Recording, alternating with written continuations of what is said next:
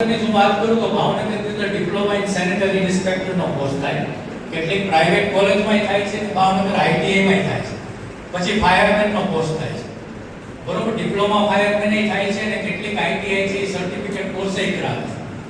આ કોર્સ હું એટલા માટે કહું છું કે ફાયરમેન ની હમણાં મેં જોયું કે કેટલી બધી ગવર્નમેન્ટ ભરતી આવે, એની સામે ફાયરમેન નો કોર્સ કરેલા વિદ્યાર્થી નથી હોતા.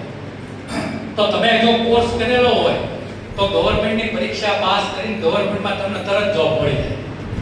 આ બધા કોર્સ એવા છે કે આમાં એટલી બધી કોમ્પિટિશન ગવર્નમેન્ટમાં ન હોય. જેમ કે આમાંથી કોઈ વિદ્યાર્થી ભાઈ બહેનનો સપનું એમ છે કે મારે ગવર્નમેન્ટ નોકરી જ કરવી છે, બરોબર.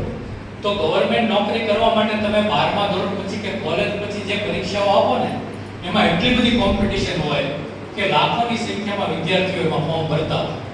જેમ કે 12મા ધોરણ પછી પોલીસ કોન્સ્ટેબલની ભરતી આવે તો ગયા વર્ષે હું તમને વાત કરું તો 15 થી 16 લાખ ફોર્મ ભરાણા. તમે વિચાર કરો, એની સામે જગ્યા હતી 11,000 જેવી. તમારો વારો ક્યારે આવે? એની બદલે આમાંથી કોઈ ડિપ્લોમા સેનેટરી ઇન્સ્પેક્ટરનો કોર્સ કર્યો હોય, ફાયરમેનનો કોર્સ કર્યો હોય અને એના ઉપર જે ગવર્નમેન્ટ ભરતી આવે ને એમાં તમે ફોર્મ ભરો ને તો એમાં એટલી બધી કોમ્પિટિશન ન હોય. તમારી થોડી મહેનત હોય તો તમે ગવર્નમેન્ટની અંદર તરત મેરિટમાં આવી જાવ અને નોકરી મળી જાય.